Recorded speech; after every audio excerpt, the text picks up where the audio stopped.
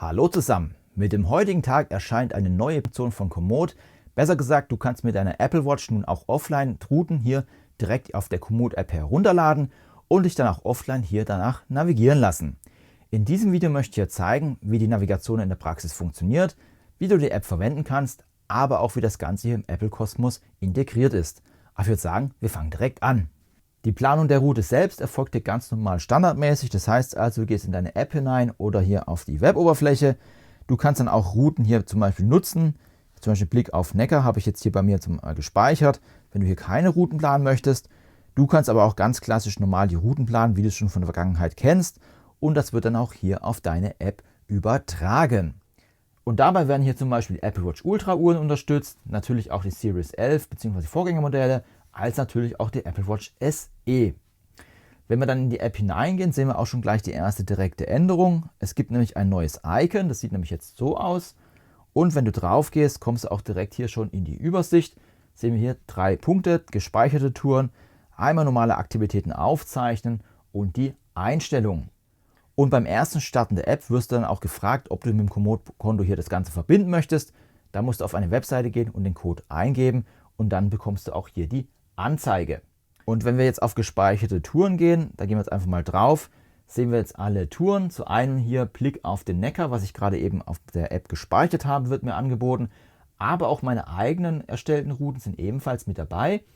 Und ihr seht immer hier so eine Wolke, das heißt also momentan sind die Routen noch nicht offline auf der Uhr. Damit du diese auch offline verwenden kannst, gehst du einfach hier in die Route rein. Da kannst du einmal direkt die Navigation starten oder das Ganze dann auch offline speichern. Da drücken wir jetzt einfach drauf und dann wird die Tour direkt hier gespeichert bzw. heruntergeladen. Es geht auch relativ schnell. Du hast auch die Möglichkeit, mehrere Touren gleichzeitig herunterzuladen. Zum Beispiel hier offline speichern gehen und dann nochmal hier rauf. Dann sehen wir hier, könnt ihr alles parallel machen und je nachdem, wie lang die Strecke ist, umso schneller geht dann auch das Herunterladen. Ihr bekommt dann auch schon direkt die Prognose, wie lange die Tour dauert, auf eure App angezeigt. Wir sehen hier zum Beispiel Blick auf den Neckar, 3 Stunden 34, das ist eine Radfahrtour. Hier die Mountainbike-Tour, die war sehr kurz, die dauert nur 38 Minuten. Oder die Wanderung sind 1 Stunde 52. Und immer wenn ihr den Haken habt, bedeutet das, dass die Tour dann auch direkt hier auf eure Uhr gespeichert ist. Ihr könnt auch in die Tour nochmal reingehen, dann bekommt ihr im Hintergrund auch so ein schönes Bild angezeigt. Das wird auch jeder Tour angepasst, also wenn besondere Points of Interest sind, seht ihr das auch schön als Hintergrund. Und ihr bekommt ein paar Details mehr, wie zum Beispiel dann auch hier die Ziel, wie lange das dauert, 3 Stunden 34, Sportart ist Gravelbike und auch die Entfernung bzw. Anstiege. Das alles bekommt dann hier nochmal im Kurzreview angezeigt und dann könnt ihr auch schon direkt loslegen.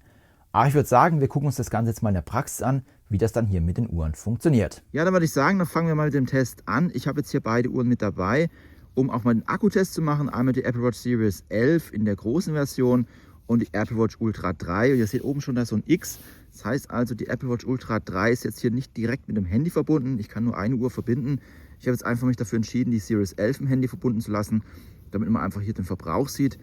Du kannst natürlich die Routen auch komplett offline nutzen, ist natürlich dann möglich. Schauen wir mal ganz kurz auf den Akkustand. Wir sehen jetzt hier 93% haben wir bei der Ultra 3 und 99% sind wir bei der Series 11.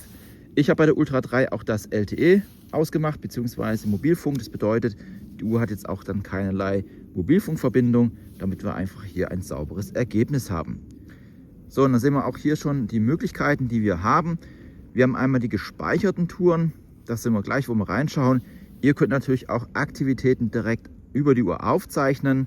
Einmal Wandern, Laufen, Radfahren, Rennrad, Mountainbike, Gravel, E-Bike, IMTB, Skifahren, Snowboarden, Skilanglauf und Inlineskating werden aktuell hier mit der App unterstützt. Das ist auf allen Uhren auch identisch. Du hast auch noch die Möglichkeiten, hier Einstellungen vorzunehmen. Wenn wir jetzt hier drauf gehen, sehen wir auch hier mal Offline-Daten entfernen. Also das heißt, wenn ihr Strecken heruntergeladen habt, könnt ihr diese entfernen. Und wir können ja so No Unsynced Activities, kannst du dann auch nochmal schauen, was denn hier ist. Momentan ist alles hier leer und wir sehen auch das Bild aktuell, App-Version 4.026 und die gleiche Bildnummer auf beiden Geräten. Ja, dann würde ich sagen, gehen wir aber mal auf unsere gespeicherten Touren, was wir hier haben. Wir sehen hier 2 Stück, einmal die gleiche Distanz. Ich habe einfach die Tour einmal als Mountainbike-Tour geplant, einmal als Wanderung. Und wir sehen auch hier einen kleinen Kilometerunterschied, liegt daran, Komoot hat irgendwie hier nochmal eine Korrektur durchgeführt bei der Mountainbike-Tour. aber das ist, ja, passt soweit trotzdem. Ich würde sagen, dann wählen wir einfach mal die Wandertour jetzt hier aus auf der Apple Watch Series 11 und die Mountainbike-Tour auf der Ultra 3. Da bekommen wir auch wieder schön das Hintergrundbild angezeigt. Es ist offline verfügbar und ist auch angehakt. Dann gehen wir hier jetzt auf Navigieren und starten jetzt hier. Bekommen jetzt hier auch nochmal eine kurze Mitteilung. Ich habe die ja einmal geupdatet. Dann sagen wir uns hier einmal immer erlauben. Und dann sehen wir auch schon direkt hier die Route, beziehungsweise wo wir gerade sind. Aktuell sind wir hier auf so einem großen Platz hier in Heppenheim, näher der Starkenburg. Ja, und da sehen wir hier auch noch, wie die Gegend aussieht. Und das ist jetzt hier der aktuelle Standort. Und ihr seht auch hier, die Karten drehen sich dann gleich gut mit. Es ist ein dunkler Kontrast gewählt, da könnt ihr gar nicht so viel einstellen. Aber ich würde sagen, wir legen jetzt einfach mal hier direkt los und drücken hier auf Starten. Ja, was vor allem schon mal sehr interessant zu sehen ist, wir haben ja auf der linken Seite ja die Mountainbike-Strecke laufen, auf der rechten Seite die Wanderstrecke. Und in 60 Metern gibt es die erste Abbiegung, wird auch schön als Pfeil hier angezeigt. Nur steht dann bei der Mountainbike-Strecke unten links ein Single Trail an und ja, bei der Wanderstrecke heißt es einfach Wanderweg. Das heißt also, es wird dann auch entsprechende Aktivität angepasst, was uns dann gleich erwarten wird. Wie gesagt, es wird auch schon dargestellt, die blaue Linie ist gerade das, was wir dann laufen, fahren müssten. Und die rote Linie, was hinter dem blauen Punkt ist, das ist quasi die Strecke, die wir schon absolviert haben. So, wir nähern uns jetzt auch gleich schon der Abbiegung. Wir fahren nämlich hier oder laufen hier auf einen Mountainbike-Weg zu. Sind wir hier an dem Symbol. Und wir sehen jetzt hier, auch jetzt geht es dann hier rechts ab. Ja, und wir sagen, sieht schon aus wie ein Single Trail, passt also. Und dann laufen wir jetzt einfach hier geradeaus weiter. Ja, was auch interessant ist beim Mountainbiken, geht es dann immer hier in den Pause-Modus, wenn man stehen bleibt. Das habe ich jetzt so beim Laufen nicht. Was ich euch zeigen wollte, ist nämlich hier unten haben wir einen Straßenverlauf, ein Tal. Ich weiß nicht, ob man es gut erkennen kann. Da sind so Häuser. Und das habe ich mal ein bisschen aus der Karte rausgezoomt. Man kann ganz gut sehen, bei der Apple Watch Series 11, die jetzt ein bisschen anders ausgerichtet ist als die Ultra 3, haben wir so eine leicht orangene Straße. Das ist so die Hauptstraße. Und auch generell die Straßen sind hier eingezeichnet. Was wir jetzt hier nicht haben, sind dann Straßennamen, wenn wir reinzoomen. Um es mal euch kurz zu zeigen, so sieht es dann aus mit den Straßen. Also wie gesagt, keine Straßennamen enthalten. Ja, weil viele auch mal nachfragen, wie ist es im Always-On-Modus? Das wird hier dauerhaft angezeigt. Sehen wir jetzt hier, die Karte ist so leicht abgedunkelt. Und wenn wir jetzt hier hochschwenken, dann wird es etwas heller gemacht. Und dann habt ihr auch das hier mit direkt in der Übersicht. Beziehungsweise habt ihr auch noch so ein bisschen, wenn ihr das Handgelenk unten habt, drin auch hier eine Datenübersicht. Ja, jetzt habe ich auch hier die Kreuzung erreicht. Das sind hier alles Waldwege. Was ich euch aber an dieser Stelle zeigen möchte, und deswegen habe ich jetzt auch zwei verschiedene Aktivitäten gestartet, sind nämlich hier die Karten. Zu einem bekommt ihr nämlich hier auf der Mountainbike-Tour mit der blauen Umrandung hier die Trails angezeigt, die fürs Mountainbike wichtig sind oder interessant sind. Und die gleiche Strecke ist hier auf der Wanderung hier grün markiert. Das bedeutet, das ist nämlich der Wanderweg. Leider sind momentan noch ein paar Bugs drauf, dass hier so, wir sind hier so weiße Quadrate. Das liegt daran, dass hier eigentlich normalerweise die Wanderwege angezeigt werden sollen, also die Symbole, die ihr auch auf den Bäumen seht. Aber so habt ihr hier sportspezifische Karten wirklich auf eure Uhr für die Aktivität, die ihr macht. Dann könnt ihr auch mal nachschauen, ob zum Beispiel ein Trail für euch nochmal in der Nähe ist oder Ausweichmöglichkeiten. Das ist alles hier enthalten. Ich habe jetzt hier nochmal ein weiteres Beispiel rausgesucht. Das Rot ist zum Beispiel ein S2 Trail und der ist jetzt hier auf der Mountainbike-Karte rot markiert. Und wenn ich auf die Wanderkarte gehe, sehen wir, dass dieser gleiche Weg nicht markiert ist. Das heißt also wirklich hier, je nachdem mit was du unterwegs bist, hast du auch eine andere Karte auf deine Uhr, was ich wirklich sehr praktisch finde. Ja, willkommen aus dem Schnitt. Das Wichtigste habe ich vergessen, wie funktionieren die Abbiegenweise. Das habe ich jetzt nochmal nachgeholt und blende euch das nochmal hier ein. Und sehen auch hier in 90 Meter ist dann die nächste Abbiegung. Das ist dann hier vorne bei den Häusern. Und jetzt bekommen wir auch gleich, wenn wir einen Hinweis bekommen, geht dann auch direkt der Pfeil hier hoch, der schwarze Pfeil nach links. Und bekommen dann auch die neue Straße angezeigt, Herbert-Heidin-Straße. Und es kommt dann nochmal eine Vibration. Also es gibt dann zwei Warnungen vorher und der Vibrationsmotor von der Apple Watch ist da wirklich sehr gut, um da hier eine Information zu kriegen, dass es dann jetzt hier oder beziehungsweise dass abgewogen wird. Sehen wir auch hier 30 Meter nach rechts. Da laufen jetzt hier so eine Kurve rein und auch das wird sehr gut dargestellt. So, jetzt habe ich hier eine sehr interessante Stelle. Hier geht es einmal der Weg runter und hier geht ein Trail hoch. Wir sehen auch hier wirklich, man kann dann erkennen, dass er hochgeht. Und jetzt komme ich auch zu der Stelle, wo mich Komoot so ein bisschen, die typische Komoot-Falle, der Weg umgeplant worden ist. Hier Komoot lässt mich jetzt auf der Mountainbike-Strecke hier hochfahren. Also ich soll hier hochfahren und dann da die Aussicht genießen. Und da hat er so ein bisschen modifiziert. Wir können sehen, dass die Strecke dann auch angezeigt wird. Und der Weg nach unten ist auch mit dabei. Das ist jetzt hier der braune Weg. Was ich euch aber zeigen möchte, ist auf der Apple Watch Series 11, weil da läuft der Weg normal weiter. Da gehen wir jetzt hier gleich hier runter. Dieser schwarze Strich, den wir sehen, also dieser Trail, ist auf der Karte auch mit vermerkt. Das heißt also, das habt ihr auch hier bei den Komoot-Karten mit dabei. Was ich leider vermisse, sind topografische Linien. Die sind aktuell leider nicht vorhanden. Ja, was wir aber jetzt gleich machen können, ist einfach mal zu testen, wenn wir von der Route abkommen, auf der Apple Watch Ultra 3, passiert das jetzt gleich, wann die Uhr reagiert, beziehungsweise wann ihr dann den Warnhinweis bekommt, dass ihr nicht auf der Route seid. Was es momentan noch nicht gibt, ist ein Resync der Route, aber da komme ich nachher noch drauf zu sprechen. Da gibt es ein paar Sachen, die sollen noch in die Zukunft erscheinen auf der App. So, wir laufen jetzt hier schon ein Stückchen weiter. Wir können ganz gut sehen, dass wir auch schon von der Route abgewichen sind auf der Ultra 3, auf der linken Seite. So, jetzt habe ich gerade hier die Meldung bekommen. Zurück zur Tour. Ja, so knapp 120 Meter hat es jetzt gedauert. Also es ist schon echt ein ganz schönes Stück, das da hinten, bis die ja reagiert hat, beziehungsweise ich die Warnung bekommen habe. Können auch sehen, wir laufen so ein bisschen parallel zum Weg. Das könnte natürlich ein bisschen schwierig sein. Der Weg geht hier oben so ein bisschen lang, dass das vielleicht ja nicht so ganz berücksichtigt worden ist. Aber 120 Meter hat es jetzt gedauert, bis ich dann die Meldung bekommen habe, dass ich von der Route bin. Ja, ihr habt auch jederzeit die Möglichkeit, hier auf der Karte herumzuwischen. Das heißt also, es ist auch einiges an Umgebungskarte mit dabei. Und hier sehen wir zum Beispiel auch schon, was ich meinte. Hier wird zum Beispiel ein Wanderweg angezeigt, HW7A. Da oben ist noch so ein kleiner Bug. Also ich denke mal, das wird auch mit der Zeit dann behoben werden. Aber so habt ihr auf jeden Fall eine schöne, sehr gute Orientierung. Das ist für die Wanderkarten. Und wir können auch sehen, zum Beispiel hier jetzt die Straße, die ich angesprochen habe. Das Wohngebiet ist mit dabei. Beziehungsweise alles, was ihr auf der anderen Seite haben, könnt ihr euch dann auch nochmal anschauen. Bestimmte markante Punkte sind dann auch hier namentlich genannt. Wir sehen auch hier nochmal ein anderer Wanderweg. Das wird auch sehr gut dargestellt. Also hier könnt ihr euch wirklich sehr gut mit den Komoot-Karten orientieren. Und auch generell muss ich sagen, das Wegenetz jetzt so auf den ersten Eindruck ist wirklich sehr, sehr gut abgebildet. Ihr seht auch hier mit den Zoom-Stufen, wenn ich rauszoome, verschwinden auch so die schwarzen Striche. Da sind nur die Hauptwege zu sehen. Und wenn ich dann reinzoome, dann kommen die Details etwas genauer. Und wir können auch sehen, ihr mit der Laufrichtung, mit den Pfeilen, wisst ihr dann immer auch, in welche Richtung ihr laufen sollt. Falls ihr mal ja, einen Weg überkreuzen solltet, weil ihr jetzt eins habt, wo ihr eine 8 lauft oder sowas, das ist dann auf jeden Fall hier auch mit abgedeckt. Ist natürlich die Frage, ob man jetzt mit den Kontrasten, mit den dunklen Farben, ob man damit zurechtkommt. Ich denke, Komoot hat sich dafür entschieden, um hier auch den Akku zu schonen, weil es einfach ein bisschen schonender ist, was die Akkuleistung hier angeht. Und wenn wir hier auf das Symbol hier unten drücken, auf den Kompass, dann landet ihr auch direkt wieder automatisch an eurem Standort. Das gleiche habt ihr natürlich auch bei der Mountainbike-Karte, das gleiche im Spiel. Auch hier können wir rauszoomen. Und hier kriegen wir die Wanderwege jetzt nicht angezeigt, die wir gerade gesehen haben, sondern halt wirklich nur hier zum Beispiel so ein Trail ist mit dabei. Beziehungsweise, wenn wir jetzt hier rauszoomen, können wir mal gucken, wie weit es hier hoch geht. Ja, da hört dann auch schon auf. Das heißt also, hier haben wir nicht alles an Karte dabei. Bis ja, so etwa 3-4 Kilometer ist es raus. Und dann habt ihr das auch hier mit in der Übersicht. Und hier sehen wir zum Beispiel die Stadt, die wir haben. Bekommt ihr dann auch natürlich alle Straßen hier angezeigt. Und seht ihr auch dann nochmal, wie das Ganze hier verläuft. Und wenn wir auch hier auf den Kompass drauf drücken, landen wir automatisch dann natürlich auch wieder hier direkt auf der Karte, wo wir gerade sind. Und ihr seht auch hier das Wegenetz nochmal schön dargestellt.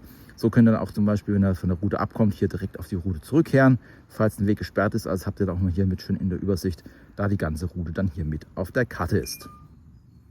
Ja, ich habe jetzt auch gerade eine kurze Vibration und einen Ping bekommen, weil ich nämlich in der Apple Watch Ultra 3 jetzt wieder auf den Weg zurückkomme. Das heißt also, die Uhr bzw. die App erkennt es dann auch, dass man wieder auf die Strecke zurückkommt.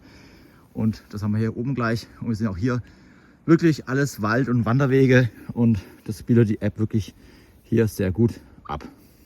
Was ich übrigens hier ganz spannend finde, das hat jetzt aber nichts mit der Komoot-App direkt zu tun, sondern mit den Uhren. Und zwar haben wir auf der Ultra 3 ja das Multiband-GPS und auf der Series 11 gibt es ja nur das L1-Band. Ihr könnt ganz gut sehen, das ist ein bisschen zittrig, die Strecke hier. Und auf Ultra 3 schön glatt und sauber, was man auch läuft. Also da sieht man auf jeden Fall schon mal kleine Unterschiede. Ich bin jetzt ja auch im Wald unterwegs, wobei man sagen muss, der Frühling hat noch nicht zugeschlagen. Wir haben jetzt hier Ende Januar. Also von daher ist es noch relativ frei zu den Satelliten. Ja, was die Abbiegenweise selber angeht, ihr bekommt dann auch nur immer die Anzeige für eine Abbiegung. Das heißt also, wenn ihr den Weg verlasst oder links und rechts abbiegen müsst, wenn ihr auf den Weg zulauft und es geht geradeaus weiter, dann bekommt ihr keine Anzeige, beziehungsweise wir sehen jetzt hier auch in 540 Metern ist dann erst die nächste Abbiegung. Gut, wir verlaufen jetzt auch weiter auf dem Weg, da findet jetzt nichts statt. Aber so ist es dann immer, wie gesagt, wenn ihr auf den Weg zulauft, der geradeaus weitergeht, heißt es dann immer geradeaus weiterlaufen. Ja, hier auch nochmal eine spannende Sache. Links geht hier ein Trail ab, beziehungsweise ein Wanderweg. Rechts oben geht normaler Waldweg. Wir können sehen, auf der Wanderkarte rechts haben wir grün eingezeichnet, der Weg, der links abgeht. Und hier auf der Apple Watch Ultra 3 ist der blau markiert als Mountainbike-Strecke. Und dann sehen wir hier auch nochmal die kleinen Unterschiede zwischen den verschiedenen Aktivitäten. Ja, da würde ich sagen, dann kommen wir mal zu den Punkten, die die App aktuell noch nicht kann, was aber kommen soll. Ich habe mir einen schlauen Spickzettel ausgedruckt, weil ich mir das alles nicht merken konnte. Und zwar wird es geben Live-Routenbearbeitung. Das heißt also, wenn du unterwegs bist und merkst, okay, funktioniert was nicht, kannst du mit Komoot das Ganze dann bearbeiten und auf die Tour drüber spiegeln. Dann kannst du die dann ablaufen. Das ist momentan nicht möglich, sehr statisch aktuell. Das heißt also, wenn du eine Laufaktivität bearbeitest, dann wird es auch nur als Laufaktivität auf der Komoot-App angezeigt. Kannst du nicht Mountainbike draus machen oder wandern. Da musst du ja als Wandern und Mountainbike planen, beziehungsweise Anpassung der Route momentan auch noch nicht möglich, aber die soll ja dann kommen. Dann gibt es hier Auto-Rerouting, steht hier, automatische Neuberechnung, genau, das haben wir momentan auch nicht. Das heißt also, wenn du von der Route abkommst, kriegst du nur einen Warnhinweis, dass du von der Route runter bist. Die App erkennt es dann auch wieder, wenn du auf die Route zurückgehst, auch an einer anderen Stelle, ohne Probleme möglich. Aber es soll dann auf jeden Fall hier auch noch eine Rerouting-Funktion geben, falls du mal irgendwo unterwegs bist und der Waldweg gesperrt ist. Dann Live-Tracking, Echtzeitstandort mit ausgewählten Kontakten teilen, soll es dann auch noch geben, momentan auch noch nicht verfügbar. Dann Verbesserung der Kartenansicht, also hier auch nochmal herauszoomen, um einen größeren Kartenausschnitt zu sehen. Das heißt also, du bekommst auch mehr Karten angezeigt als jetzt aktuell. Wir haben es ja gerade eben gesehen, so 2-3 Kilometer geht es und dann ist auch schon zu Ende. Und es soll auch hier partiell Karten herunterladbar sein, zumindest ist es hier so angedacht. Und es soll auch eine bessere Filterung bzw. Organisation der Strecken auf der Uhr sein, wenn du offline das Ganze herunterlädst. Momentan bekommst du einfach hier die Liste angezeigt, kannst aber nichts filtern, nichts sortieren. Da soll aber auch noch was kommen. Und dann sollst du auch noch die Datenfelder einstellen können. Da kommen wir gleich noch zu. Momentan noch nicht möglich. Das heißt also, die Datenfelder sind vorgegeben. Wir kennen zum Beispiel von der Garmin-App, die bietet es ja mittlerweile auch an, dass du hier ja die Datenfelder so einstellen kannst, wie du es für dich haben möchtest, beziehungsweise die Daten, die du dann auch brauchst. Und dann steht noch hier Karten, Ressourcendetails, Highlights, Points of Interest und relevante Hinweise, zum Beispiel gefährliche Abschnitte entlang der Route, sollen dann auch noch angezeigt werden. Das ist alles, was hier noch kommen wird, wo es momentan noch nicht gibt. Aber es ist auf jeden Fall schon mal ein erster guter Schritt. Ich finde die App schon mal sehr, sehr gelungen, jetzt hier schon im aktuellen Zustand. Aber es kommen noch einige interessante Sachen auf uns zu. Ja, dann würde ich sagen, werfen noch einen kurzen Blick auf die Datenfelder. Leider ist es momentan so, dass wir unten hier keine Daten angezeigt bekommen, wie in der Garmin-App, die es für Komoot gibt. Das würde ich mir auf jeden Fall auch noch wünschen. Momentan ist alles hier rechts oben unter der Statistik versteckt. Wir sehen hier 2,67 Kilometer sind wir jetzt gelaufen, gefahren. Verbleibend sind noch 3,82 Kilometer. Ihr bekommt beim Mountainbiken dann auch die Zeit und Durchschnittsgeschwindigkeit. Die geschätzte verbleibende Zeit noch 1 Stunde 23. Ihr seht auch noch dann hier den Anstieg bisher und der verbleibende Anstieg, als natürlich auch die aktuelle Höhe und die Steigung wird euch angezeigt und natürlich auch die Herzfrequenz wird gemessen, als auch die verbrannten Kilokalorien. Ihr habt es auch gerade gehört, es gibt dann immer so einen Piepston und Vibration, in dem Fall war es der Pausenmodus. Und wir sehen jetzt hier, wenn wir oben links auf die Tasten gehen, haben wir auch noch eine Wassersperre drin. Das heißt also, bei Regen kannst du dann auch die Sperre reinmachen, damit du hier nicht irgendwas feststellst. Die Daten sehen hier bei der Wanderung etwas anders aus. Und zwar, wenn ihr hier auf die Daten geht, bekommt ihr natürlich auch einmal die Distanz angezeigt, den bisherigen Anstieg, als natürlich auch die verbleibende Entfernung. Ihr bekommt jetzt hier dann auch, wenn wir runterscrollen, ebenfalls die geschätzte verbleibende Zeit, die jetzige Zeit, bisheriger Abstieg und Aufstieg, der verbleibende Abstieg, als auch die aktuelle Höhe, die Steigung ist mit dabei und natürlich die durchschnittliche Geschwindigkeit, Herzfrequenz und die Kalorien werden auch angezeigt. Wir sehen auch hier, wir haben hier verschiedene Kalorienangaben. Ich vermute einfach daran, dass ja ich hier Mountainbiken habe und hier Wandern und dass natürlich die Berechnung hier nicht stimmt, weil ich jetzt nicht wirklich Rad fahre und hier wirklich laufe. Also ich kann, das würde ich jetzt nicht so ins Gewicht legen. Und auch hier ist die Möglichkeit, rechts oben die Wassersperre einzustellen. Bei der Wanderung ist es natürlich dann auch möglich. Wenn wir noch eins weiter runter scrollen, bekommt ihr dann auch das Höhenprofil angezeigt. Sehen wir hier wunderbar schön den Verlauf. Das ist gerade, wo wir aktuell sind. Und dann sehen wir auch noch, was vor uns ist. Das ist dann das Grüne. Aktuelle Höhe, bisheriger Anstieg seht ihr dann auch mit dem Überblick. Das heißt also, ihr seid dann immer hier im Bilde und dann gibt es ja auch keine weiteren Daten mehr. Das ist hier dann alles in der Übersicht. Wollt ihr zurück auf die Karte, geht ihr einfach rechts oben auf die Karte und dann landet ihr auch schon wieder direkt auf der Karte hier drauf. Ja, noch eine andere Anmerkung. Wenn du die Aktivität auf der Apple Watch startest, wird sie jetzt nicht automatisch auf der Komoot-App auf dem Handy gestartet. Das heißt also, es findet jetzt keine Synchronisation statt. Es ist wirklich nur autark auf der Uhr selber. Zum Thema Rerouting noch eine kleine Ergänzung. Jetzt bin ich auch kurz falsch gelaufen und wir sind hier, ich hätte eigentlich hier hoch müssen. Und jetzt waren es wirklich nur so 20, 30 Meter und dann haben die Uhren reagiert. Also es geht auch hier nochmal deutlich schneller als kleine Anmerkung, weil es ja gerade so lange gedauert hat. Ja, noch einen kurzen Punkt zu den Karten. Ich bitte hier so ein bisschen die Helligkeit zu entschuldigen. Es wird einfach jetzt draußen dunkel und dann ja, ist es mit den Kontrasten ein bisschen schwierig.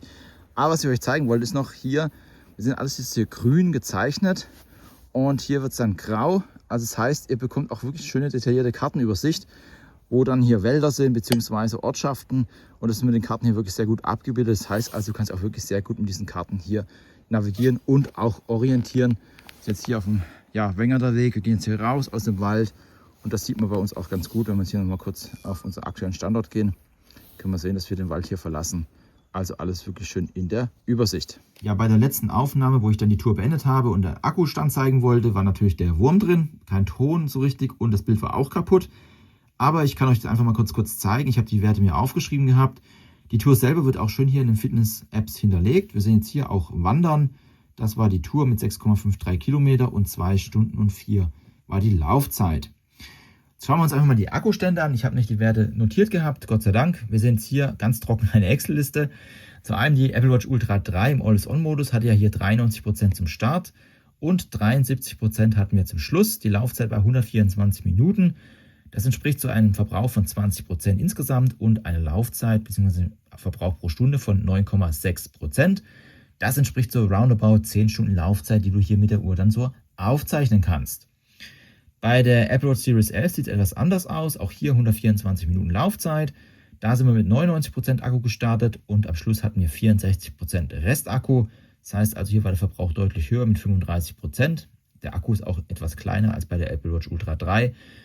Das entspricht einem Verbrauch von 16,9% pro Stunde und wir hätten hier ungefähr eine Laufzeit von knapp 6 Stunden, was wir mit der Apple Watch Series 11 erreichen könnte. Ja, das war jetzt etwas trocken hier mit der Excel-Liste, aber ich hoffe, das hat trotzdem etwas geholfen. Und nachdem ihr die Aktivität abgeschlossen habt, wird diese natürlich dann, sobald Internet wieder vorhanden ist und die Uhr mit dem Handy verbunden ist, auch bei Komoot hochgeladen. Zu einem natürlich in der Komoot-App. Wir sehen jetzt hier, wenn wir auf Profil gehen, abgeschlossene Touren, bekommen wir dann auch hier die Tour angezeigt. In dem Fall zum Beispiel die Mountainbike-Tour, die ich jetzt mit der Uhr aufgezeichnet habe. Sehen wir auch hier ein paar Details, wie zum Beispiel die Karte, die Höhenmeter und ein paar Sachen mit Aufstieg, Abstieg und die Geschwindigkeit. Und ihr könnt natürlich dann auch hier noch ein Foto hinzufügen. Aber nicht nur in die Komoot-App wird es hochgeladen, sondern auch in die Fitness-App. Wenn wir jetzt einfach mal in die Fitness-App hineingehen, sehen wir dann auch schon beide Touren werden hier angezeigt. Rad-Outdoor-Tour. Wir sehen hier, momentan ist es noch so, dass hier 0 Kilokalorien angegeben werden. Ich weiß nicht, ob das jetzt ein Problem ist, weil ich 2 Aktivitäten aufgezeichnet habe oder ein generelles Problem. Aber was du auf jeden Fall nutzen kannst, ist dann auch die Anstrengung. Wir sehen hier, ihr könnt es nämlich auch hinterlegen. Das heißt also, das wird dann auch für den Trainingsload hier mit berücksichtigt. Ja, noch eine kleine Anmerkung zu den Kalorien. Diese wurden aber trotzdem berücksichtigt. Das sehen wir hier, da sind sie dann trotzdem enthalten. Das heißt also, das ist auf jeden Fall hier mit dabei, obwohl wir in der Fitness-App das Ganze hier auf 0 gesehen haben. Und bei den Trainingsdetails bekommst du ein paar Details mehr. Momentan werden leider noch keine GPS-Daten übermittelt, aber das Problem habe ich auch mit anderen Apps. Das ist jetzt nichts Spezielles, was die Komoot-App hier angeht. Das gleiche ist dann auch beim Wandern. Da könnt ihr das auch als Aktivität hinterlegen, beziehungsweise hier als Anstrengung. Und dann sehen wir auch hier nochmal den Verlauf der Herzfrequenz. Und auch da sind die Trainingsdetails-Daten dann nochmal entsprechend hochgeladen und werden verwendet. Und solltest du eine andere App nutzen, wie zum Beispiel Health Fit, das nutze ich zum Beispiel, dann werden auch hier die Daten mit synchronisiert. Sehen wir hier, die Quelle ist Komoot und da habt ihr dann auch nochmal alle Daten mit dabei. Und da kann man sogar eine Coach-Analyse machen, also das heißt, also das wird hier mit unterstützt und wir bekommen auch hier nochmal weitere Details bzw. eine Übersicht. Ja, das war der erste Eindruck der neuen Komoot-App für eure Apple Watch. Wie gesagt, dies wird jetzt hier auch dann verteilt. Ihr könnt es dann selber mal testen. Ich persönlich bin wirklich sehr zufrieden, was uns Komoot hier anbietet. Und auch mit den Neuerungen, die angekündigt sind, die ich jetzt auch schon im Video genannt habe, wird es auf jeden Fall hier weiterhin sehr tolle Features geben. Und ich bin froh, dass Komoot hier auch das Ganze hier weiterentwickelt, weil da waren sie wirklich hinterher, was die Apple Watch App hier anging. Du kannst mir gerne einen Kommentar schreiben, was du von der neuen App hältst. Ist das eine gute App für dich oder sagst du, na, brauche ich trotzdem nicht? Schreib es mir gerne in die Kommentare, ich freue mich auf einen regen Austausch. Wenn du noch mehr zum Thema Navigation sehen möchtest, ich habe auch noch eine Playlist rund um die Navigation. Da habe ich auch noch weitere Uhren und Möglichkeiten vorgestellt. Schau da einfach mal rein, da sind viele spannende Videos mit dabei. Wenn dir das Video gefallen hat, lass auch gerne einen Daumen hoch da, das freut mich den Algorithmus. Ansonsten bedanke ich mich für die Zeit. Tschüss, bis zum nächsten Mal.